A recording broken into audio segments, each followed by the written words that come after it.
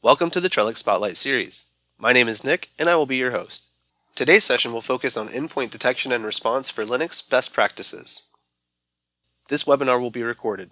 If you prefer not to participate in the recorded session, please feel free to disconnect at this time.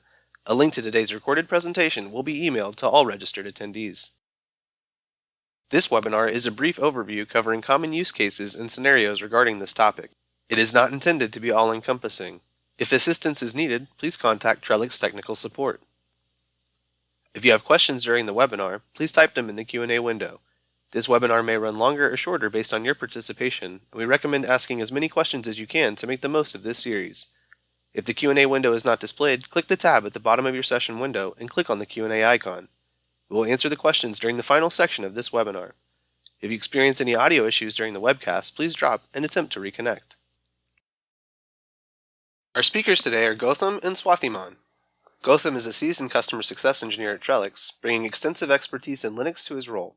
Gautam delivers comprehensive support for all Trellix endpoint products across the global Linux and Mac team. Swathiman is a customer success engineer at Trellix and has in-depth knowledge on Linux, Unix, kernel core analysis, bash scripting and automation, process and service management and creation, and has in-depth knowledge on AWS and Azure. Swathiman is currently supporting all the endpoint products for the global Linux and Mac team. Ladies and gentlemen, Gautam and Swathiman. Thank you, Nick.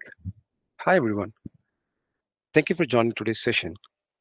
And today, we'll be discussing about what is Trellix EDR and how it works on Linux. We'll also see the feature comparison between platforms. We'll be seeing some of the best practices, such as how to identify exclusion for file hashing, how to configure prerequisite for EDR traces, and how to identify exclusion for EDR traces. And also, we'll see some of the EDR use cases.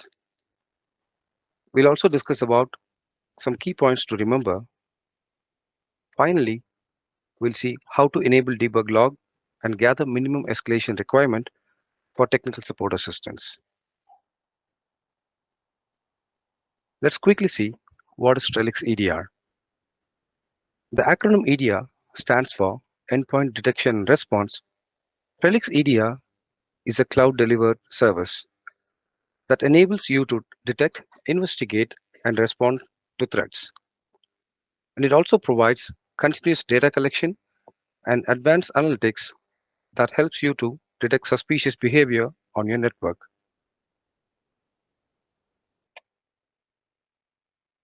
With the help of EDR alert ranking and data visualization, you can quickly understand the threat and take immediate actions, such as stopping the process, quarantine the device, and many more, which will be discussed briefly. Let's also discuss about what are the primary functions of EDR. EDR continuously monitors and collects activity data from endpoints that could indicate a threat. These collected data would be further analyzed to identify the threat pattern. EDR also automatically responds to identify threats, to remove or contain them, and notify security personnel. It also helps in forensics and analysis tool to research the identified threats and search for any suspicious activity. Let's see how EDR works on an on-prem environment. Trellix EPO on-prem manages the EDR extensions to communicate with the DXL broker and Trellix EDR cloud services. The endpoint devices, which are nothing but the devices which has the EDR client installed, which will relay the data back to the Trellix EPO on-prem server and DXL broker. These data are then processed into alert and threat information, which are viewed on the EDR Cloud Console. We also have the option to send these traces to AWS S3 bucket. Now, let me quickly share a demo of how the extensions would look in EPO. Once we log into the EPO, we need to go to the menu, which is on the left-hand side, and go to Extensions. where you could see the extensions for the EDR. Under the extensions, you have the Trellix EDR, where you can find Trellix EDR client and Trellix EDR cloud endpoint, and also the Trellix DXL, which will be helpful for making the communication between the on-prem EPO server and the Trellix EDR cloud services.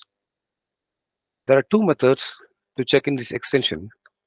One is you can use it from the product download website using a valid grant number, and the other one is you can check in from the software catalog. If you go to the software catalog, under the threat analysis, you could see the Trellix endpoint detection and response extensions which are available. All you need to do is you can check in these extensions and you can start using this. Now, let's quickly switch back to how it works on an EPO SaaS. In the SaaS, the Trellix EDR cloud services will directly communicate to the Trellix EPO, and the EDR client sends the data, which is the alert the threat information, to the Trellix EPO and the EDR cloud services without any DXL broker connection. Now, let's see the feature comparison between platforms. There are three main features in EDR. One is file hashing, network flow, and the trace. Let's go ahead and see what are these features which are supported in the operating system level. In Windows, we do have file hashing, network flow, and the trace. In Linux, we do have the file hashing, network flow, as well as trace. In Mac, we do have file hashing, network flow. At the moment, the trace is not available, but that could be coming up in the future releases. And now, let me hand over to Swatimon to discuss about the best practices of EDR in Linux environment. Thank you, Gautam. Hello, everyone. Let's see the best practices to be followed for using EDR Linux. We will be talking about main two features, which is EDR trace and file hashing. First of all, let's discuss how to find out exclusions for EDR file hashing. Before that, let's see what is file hashing all about. File hashing is a persistent collector which is capable of generating file hashes for each and every single file available on your file system. Once the file hashing is performed, hash informations will be saved in file hash DB.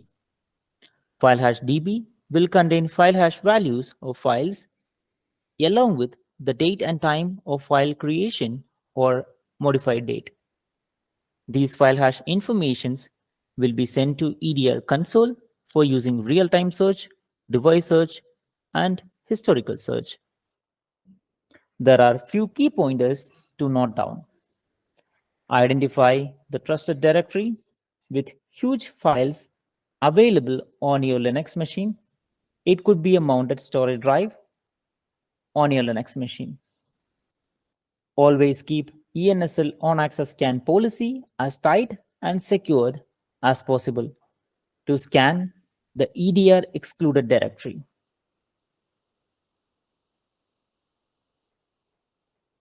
Observe the directory where huge number of files are getting constantly created or modified.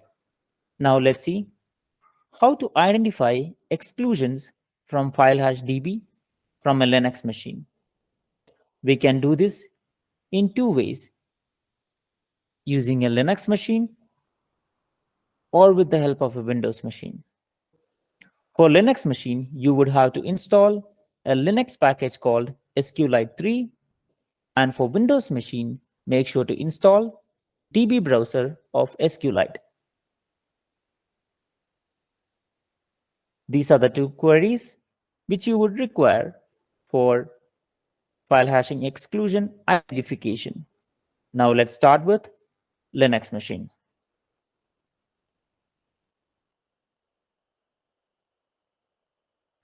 Let's go to the directory where file hash DB is located.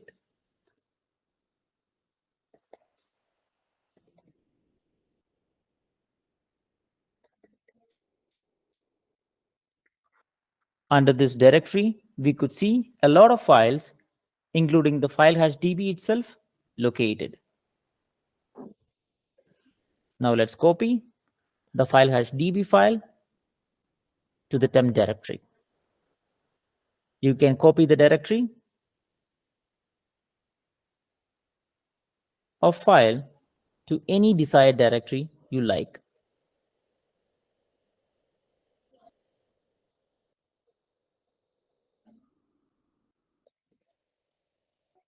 We could see that the file hash db is available on the temp directory now. Let's run SQLite against the copied file hash db file. The SQLite has successfully loaded. Now let's run the first query for identifying the directory-based exclusions which was stored on the db file.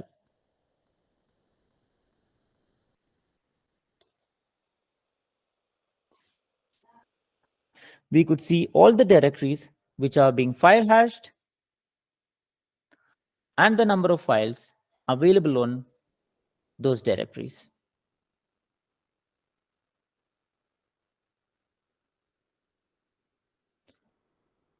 Now let's run a different query for finding the exclusion list based on extensions.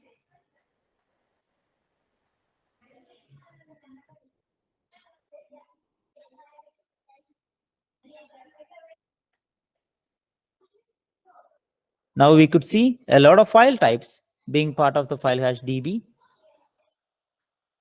along with the number of files with the same file type extension.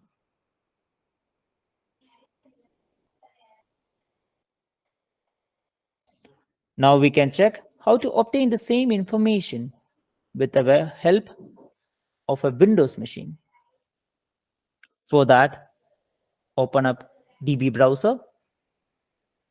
Once the DB browser is opened, click on Open Database. Navigate to the location where the file hash DB is extracted. Click on the file hash DB file, then click on Open. Before proceeding, let's make sure that the DB file is loaded successfully. Now click on Execute SQL. Now let's run the query for finding the directory listing from the DB file.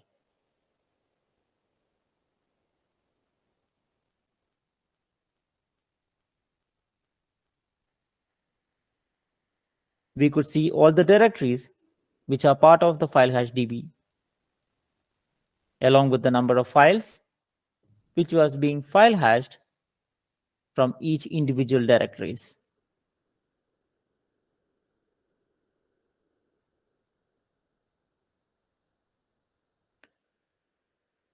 Now let's check how to apply the file hashing exclusions using EPO. Once you log into the EPO, click on Policy Catalog.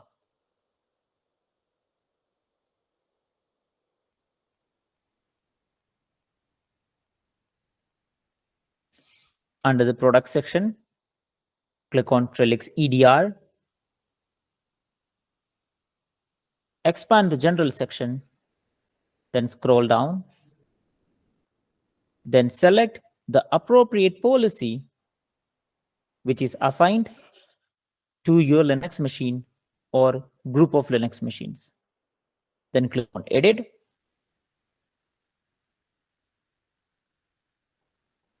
Click on Show Advanced. You will be able to find a couple of options available on the policy. From that, select File Hashing. Scroll down.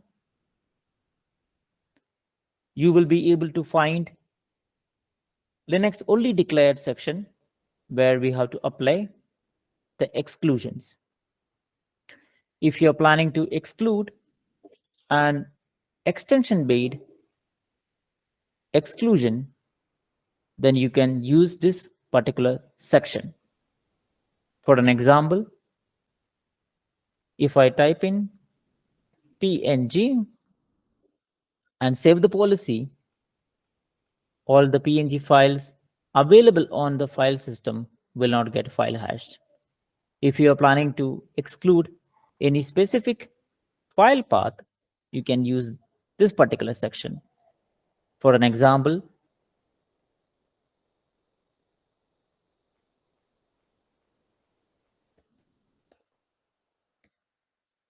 OPT, you will be excluding all the files which is kept under OPT. You can also use wildcards for including the subfolders as part of your exclusion.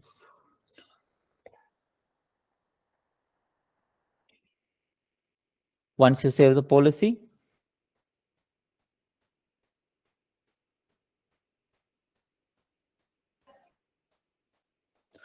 click on System Tree.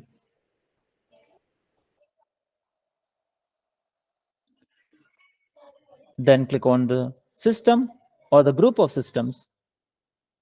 Then click on Wake Up Agent. After that, go on OK, which will make sure that the policy is getting enforced on the local machine along with the applied policies. With that said, let's look at the prerequisites required for enabling trace. The most important requirement is audit D itself. We have to install audit D and make sure that audit D services is running. Before that, let's understand what is the role of audit D while using EDR trace. Audit D is a user space program or an application which is capable of keeping a tab of kernel IO calls generated by the kernel itself and record them on audit logs. We use the audit D for understanding what each individual process on your Linux machine is performing. Now I will take you to my Linux machine and I'll demonstrate what settings need to be applied as part of audit D. For that, go to this location, etc default,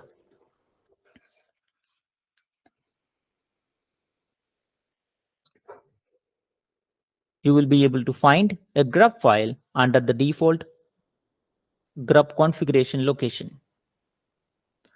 Just do a cat on grub.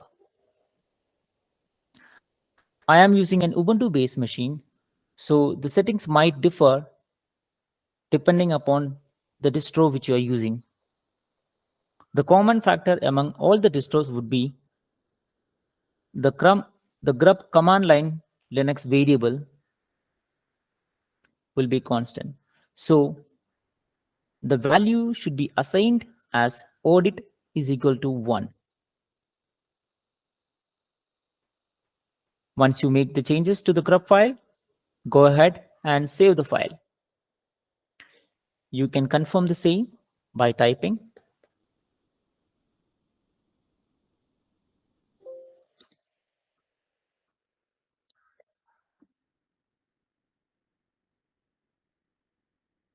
you can use the keyword audit for searching the file.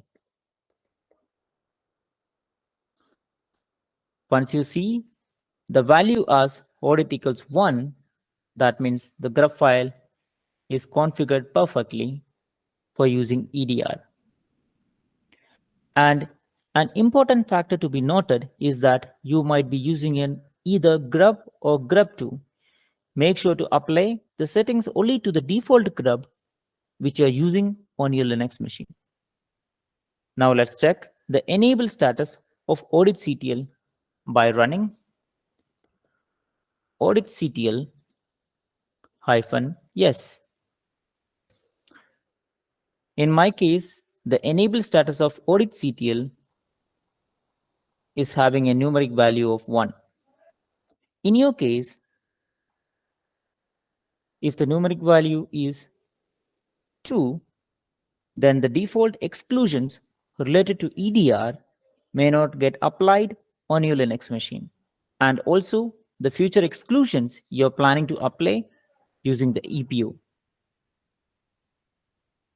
So always make sure to keep the audit CTL's enable status as numeric 1. You can check the default exclusions applied by the EDR using audit CTL -L.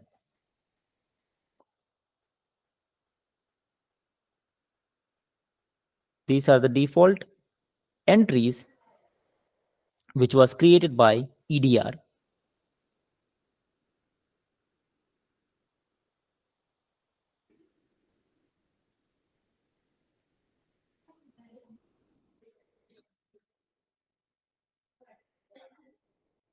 Now, let's look at the audit configuration details for other distros.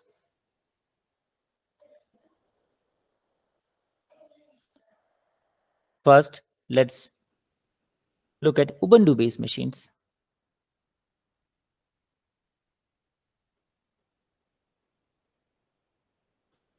You can verify whether the audit value is equal to 1 or not.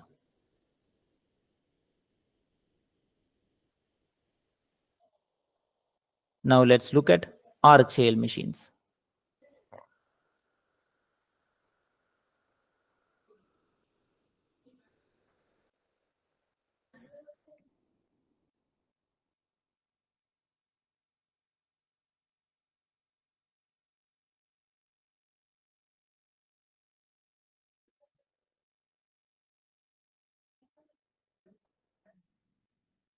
Now let's look at SUSE-based machines.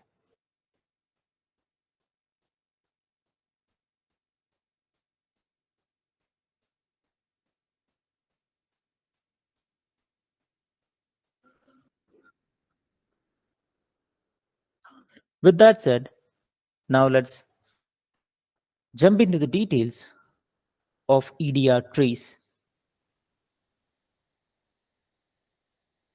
Let's check how to identify trace exclusions. Before that, let's understand what is trace.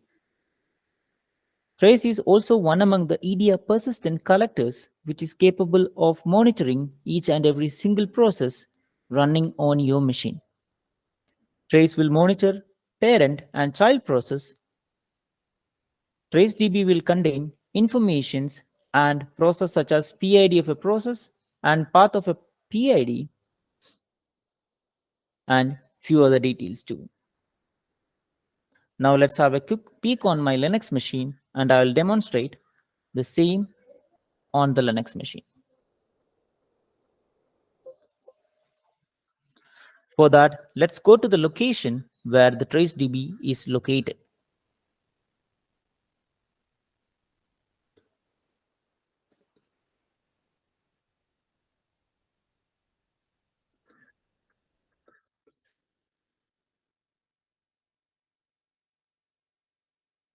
Under this directory, you could see a couple of files along with a couple of other directories too, along with TraceDB. Let's copy the TraceDB to temp directory.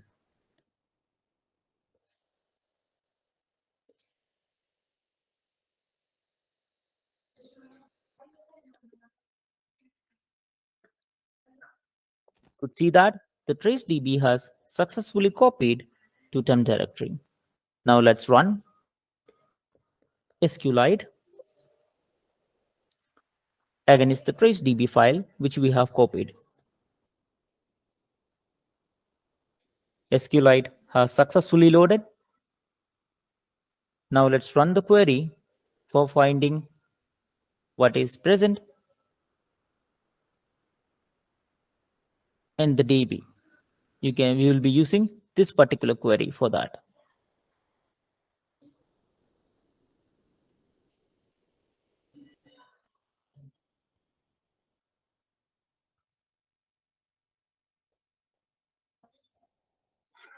By running this query,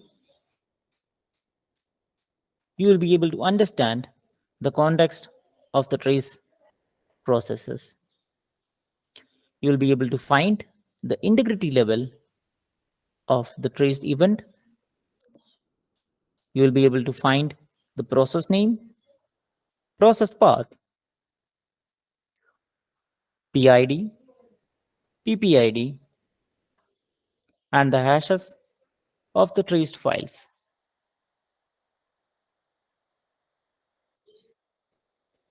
Now, let's have a look at the EPO for applying the trace exclusions.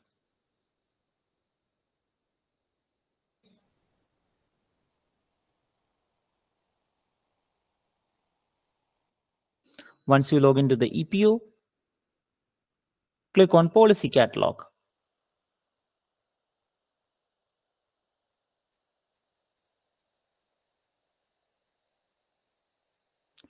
Then click on EDR Trace.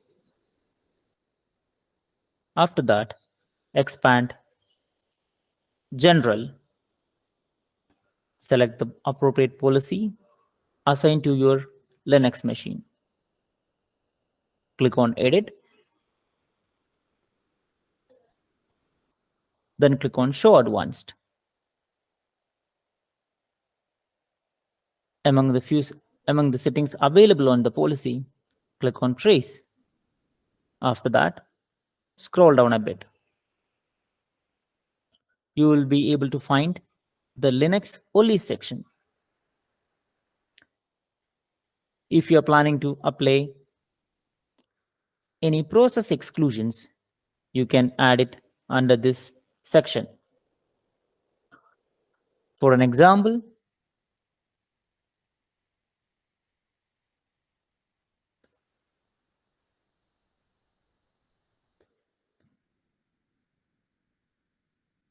I have added an example with the value as test, which is running from OPT.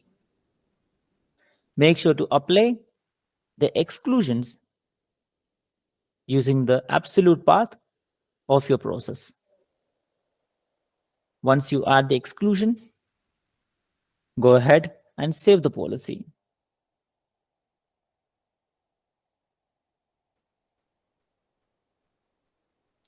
Then go back to system tree.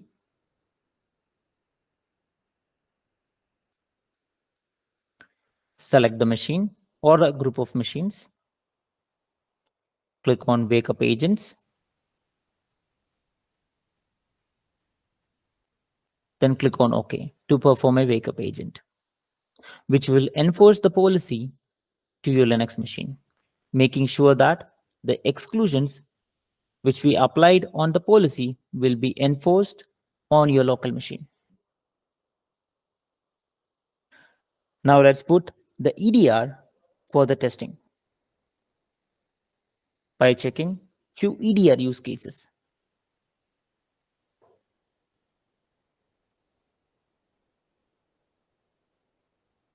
Let's go back to the Linux machine and run a sample script, which I have already moved to my Linux machine, which is available on KB 93745. Let's see the KB and the sample file used for triggering the threat event.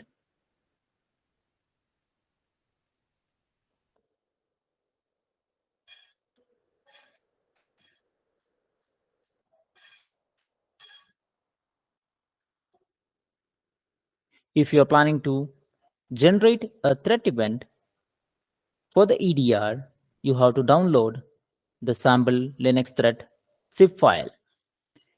If you are planning to create a threat event for the Windows machine, make sure to download this particular file and use it. Once you download the package, move it to any desired directory which you would like, then extract the zip file, then change the permission of the file to 777. Then at last, we have to execute the file itself. Let's have a live demo on the same.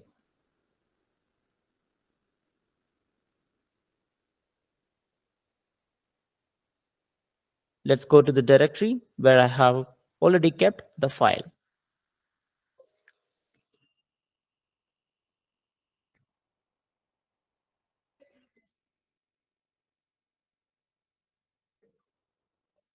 We have a PHP file over here, which is an encrypted file. Let me run that. The file has called a command, who am I, which stated the user which is using the machine, root. And also the date is been displayed over the screen. Now let's log into the EDR console and let's see more about the alert.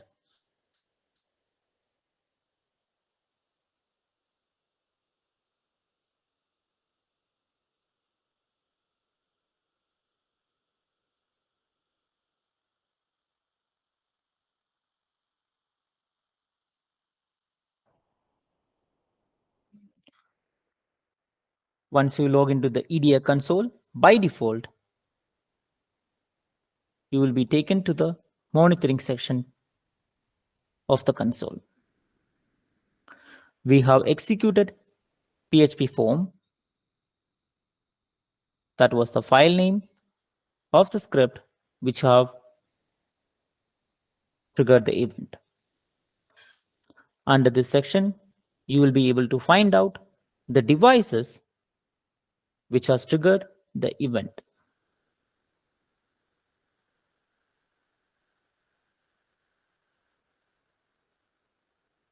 You will be able to understand more about the threat, the technique used under the threat behavior section. If you scroll down a little bit more, you will be able to understand the process activity of that particular threat event. You could see the image path. It's nothing but the process path itself where it was executed from. Then the type of the event, parent process, then the process ID, along with the user account who has triggered the event.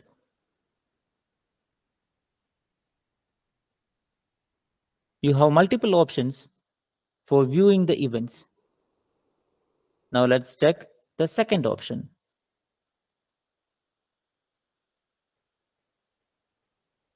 Now the third.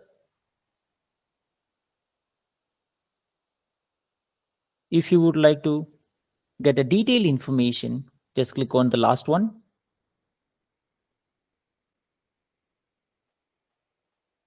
Click on the actor and expand it. You will be able to see the process ID, path of the execution, and the command line, and the process status. You can also find the hash values of that particular file.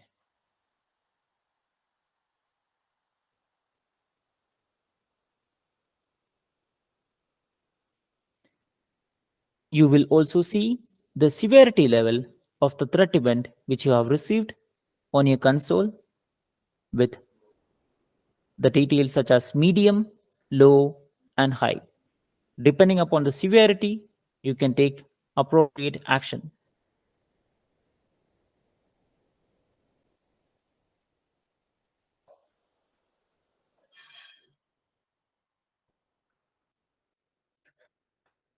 Now we have a new event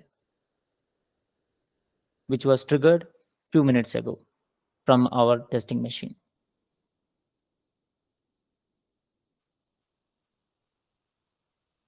We could see the activity date as December 1st, which was triggered at 10:42 a.m.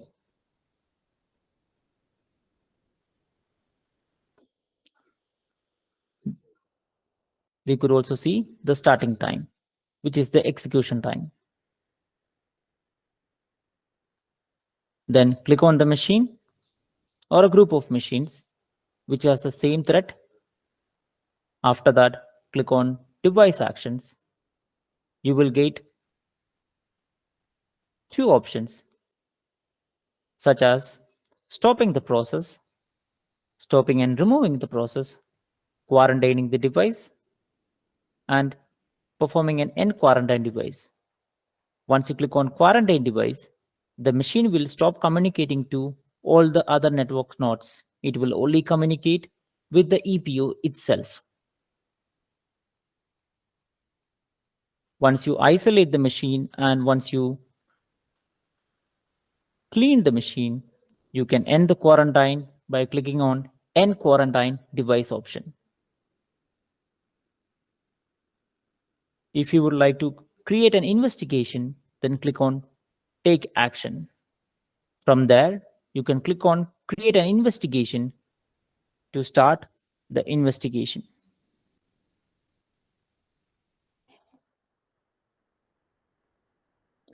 Now let's have a look at the historical search. For that, click on Menu, Historical Search.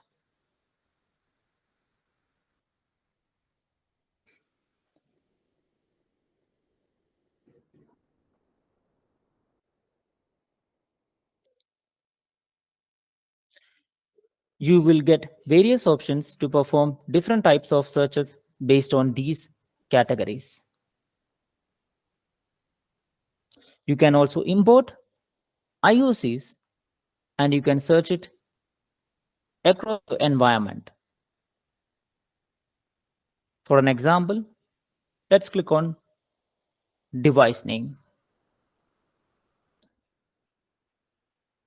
Contains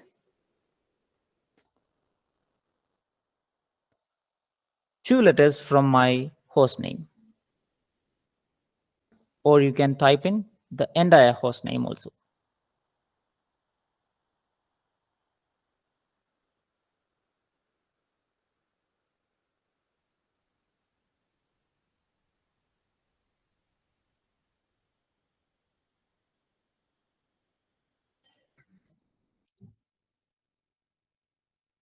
You could see a detailed history about the processes running on my machines.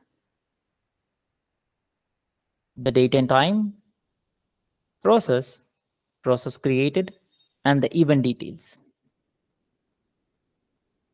Now let's go to device search. For that, click on the menu button. Click on device search.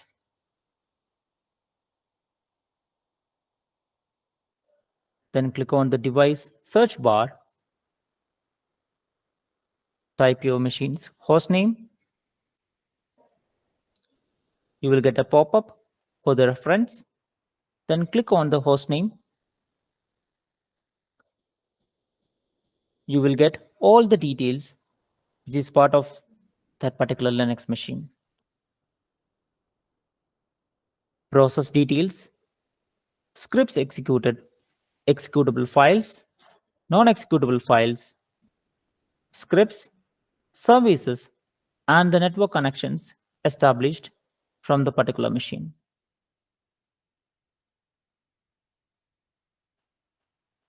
Now let's look at real-time search.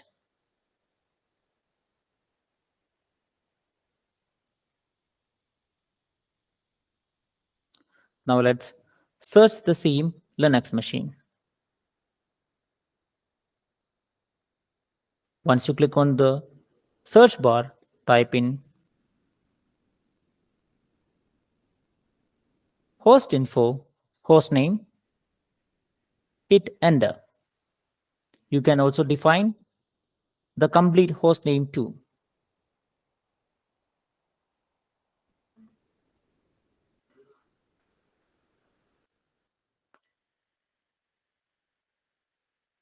In my case, I have only configured a single machine, so I'll be using host info, host name itself. You will be able to find the reported machine. Then click on the machine. After that, click on Actions. You will get few options such as Investigate, Contain, Mitigate, and Custom. For now, I'm clicking on Mitigate. You will get few other sub options too, such as delete folder, execute, reboot operating system, remove file save, and few others too. We are going to execute a reboot of the operating system. Before that, let's create a continuous ping on my Linux machine. Then we will proceed with the execution of rebooting the operating system.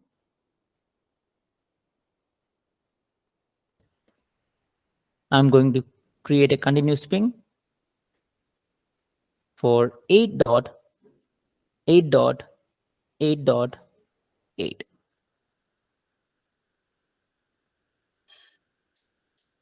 Now let's go back to the EDR console.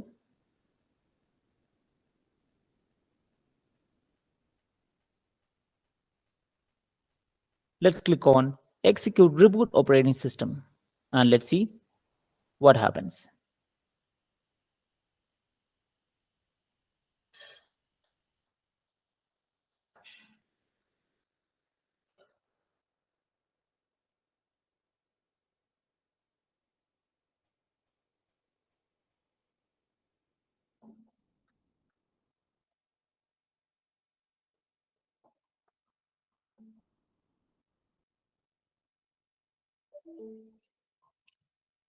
Now we could see that the connection between the machine and my network has disconnected because the machine is going into a reboot machine.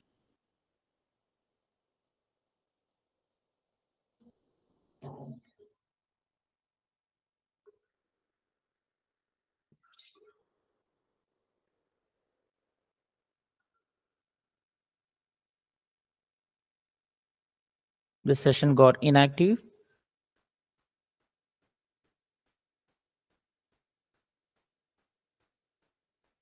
The machine is back online. Let me log in.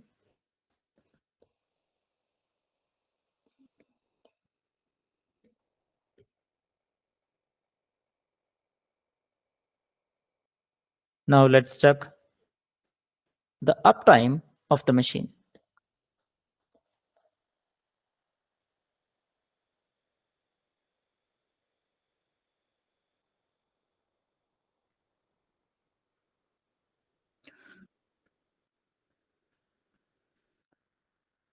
Now the remaining part of the session would be taken by Gautam.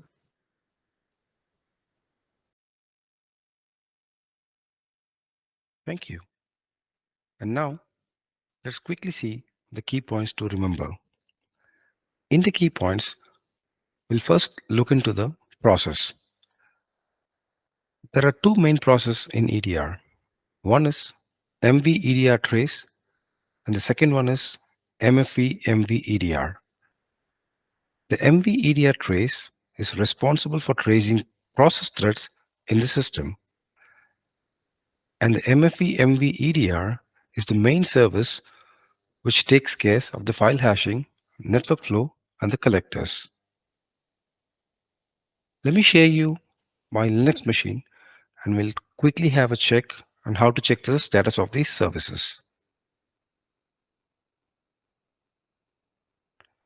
Let's check the status of this service.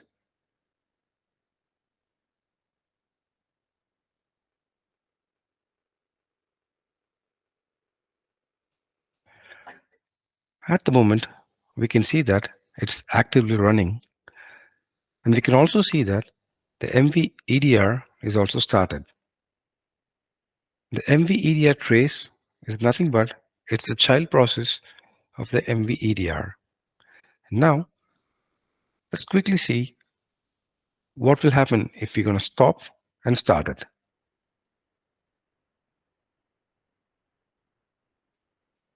I have given the command to stop the service, and let's see the status now. Now we can see the MV EDR service is inactive. Let's start the service.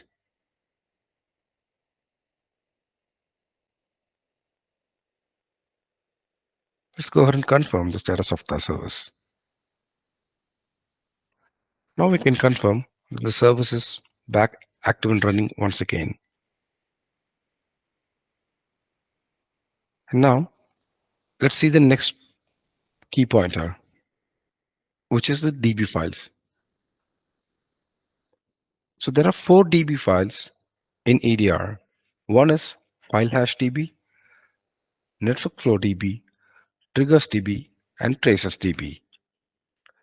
Where the file hash DB stores the hash values of the files, and the network flow DB stores the network flow details of the packets, and the trigger DB stores the triggers or the reaction details in the server, and the traces DB will store all the traced process details.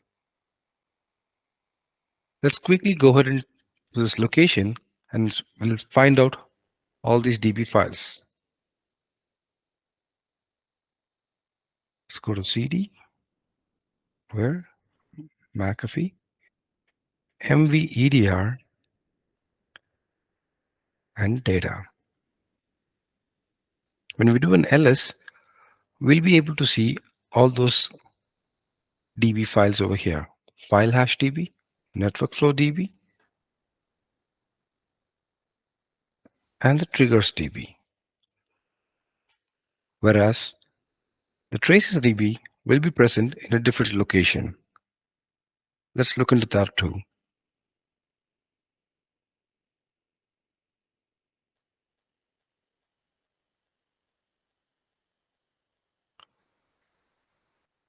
This is where we'll find the traces.db.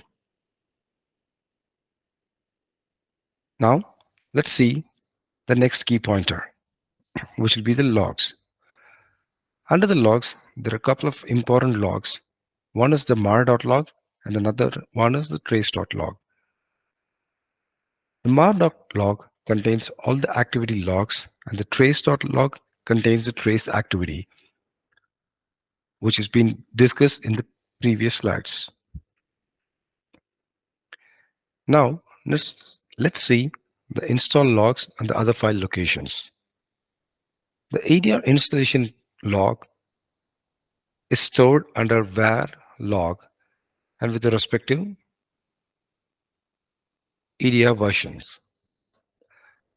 And the data files and the dump files are stored under var McAfee MVEDR and opt McAfee MVEDR.dump file. Let me quickly show you the installation log file.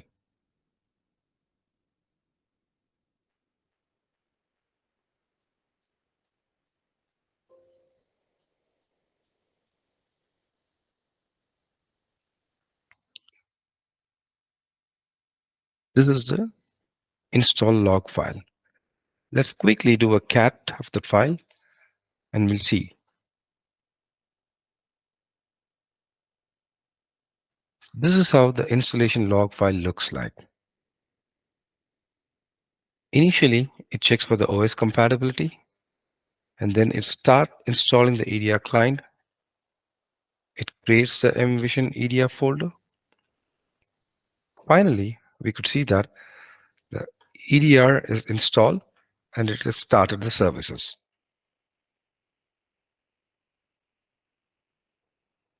Finally, let's see how to enable debug log and gather minimum escalation requirement. I'll show you my EPO to enable the debug logging on the further EDR traces. To enable the debug log, you need to go to the policy catalog, and inside the policy catalog, go to Trellix EDR and go to the policy which is set for the machine. Inside the policy, you have this option trace. Change the value for the log level from the info to debug. By default, it will be set to info and you need to change it to debug. Likewise, do it for the logger. Once you are in the Logger tab, click on Show Advanced and change the log level from Info to Debug, and also ensure that you're changing the buffer size from 20 to 1. Once this is changed, click on Save to get the policy saved. And once this policy is saved, go to the system tree and perform a wake up agents to the machine. So the policy has been pushed to the machine and the debug logging is enabled in your EDR. And once this debug logging is enabled, you can then run the minimum escalation requirement to collect the logs with the debug information. To run the EDR client minimum escalation requirement tool, you need to go to this KB article, and if you scroll down to the bottom, you'll have the zip file which you can download it. Once the zip file is downloaded, you can move it to the respective machine. And I'll show you this in my sample machine.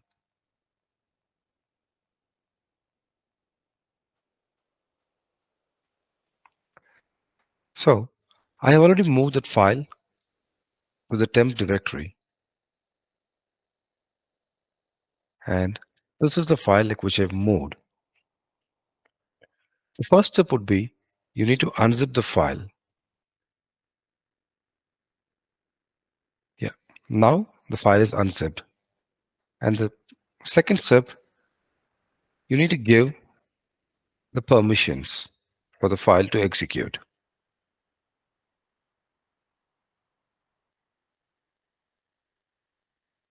Let's confirm that. Okay, now the file has given me the appropriate permissions. Let me execute the file now.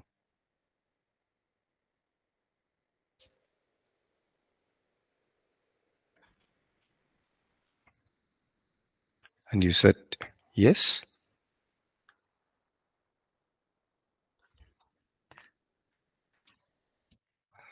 You could see the minimum escalation requirement data collection is complete.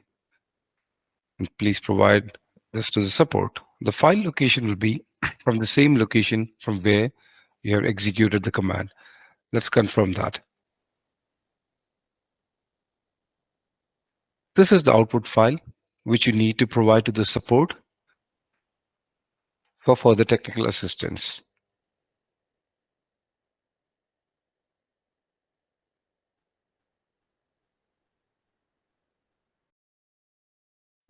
So that concludes the presentation. I'll now hand it back over to Nick for the Q&A. Thank you. Thanks, Gautam and Swathiman. As a reminder for everyone, Trellix Education Services offers exceptional training to go along with our award-winning products. If you would like to learn more, please visit the website listed on your screen to see all of our offerings. Now let's get our Q&A session started. I see we have several questions, but it's not too late to add your question. Please type it in the Q&A window to submit. Additionally, take a moment to fill out the survey. Your feedback and suggestions are always appreciated. Do we need the DXL broker for an EDR configuration? I'll take that one. It purely depends upon the EPO type which we are using. Say, for example, if you're using an on-prem EPO, you would need the DXL broker to be configured because all the data transfer happens through the DXL broker. And if you're using an EPO SaaS, then the DXL broker is not required. So in short, for an on-prem EPO, we need a DXL broker, whereas for an EPO SaaS, DXL broker is not required. Got it. Okay, perfect. Thank you for that one. What is the role of Audit D while configuring EDR for Linux? I will take that one. That's a very important question. Audit D intercepts the system calls and record the relevant information on audit logs based on the activities performed by a process on a particular file, which helps with associating users with process being initiated, and AU trees will capture a lot of information from the kernel calls and record them depending upon the audit rules which you have created. So when EDR start using the PID of audit D, EDR will start creating EDR related rules to the audit D rules for capturing all the necessary details required for performing various types of searches on the machine, such as real-time search, device search, and historical search. This collected data will be served in relevant DB on the local machine, then it will be transferred to the EDR console. That's how the audit D comes into the picture. Got it. Okay, perfect. Thank you for that one. We've noticed a performance issue after installing EDR, which shows the MV EDR trace and OAS manager consuming high CPU. May we know what might be the cause or how we may be able to troubleshoot that issue? I'll take that one. It's all depend upon the applications being installed on your machine, mainly the monitoring applications, DB applications, and few other applications which is capable of hooking into multiple process threads on your machine. Whereas an on-access scan is a 24/7 scan on your machine, which is capable of scanning each and every single read and write operation performing on the machine. And similar activities taken care for EDR also. So we would need to check further on the process threads which is present on that particular machine. So if you could create one SR with us, we can definitely help on that in terms of solving both the issues at the same time. Got it. Okay, perfect. Thank you for that one. Can you tell us when EDR trace will be available for Mac? Yeah, I'll take that one. At the moment, we have a recent release for EDR for Mac, which has just got released a couple of days back, which includes the trace support, and it is available in the EDR version 4.2, which we can start using on your Mac OS like Monterey, Ventura, and even on the Sonoma. Got it. Okay, perfect. Thank you for that one. It looks like that's all the time that we had for today's session. I want to thank everyone for joining today's webinar, and a big thank you to our speakers, Gautam and Swathiman. As a reminder, a link to today's recorded presentation will be emailed to all registered attendees. Thanks for joining us today and throughout 2023. We will return next year with more Spotlight Series sessions. This concludes today's webinar. Stay safe and happy holidays, everyone. Thank you.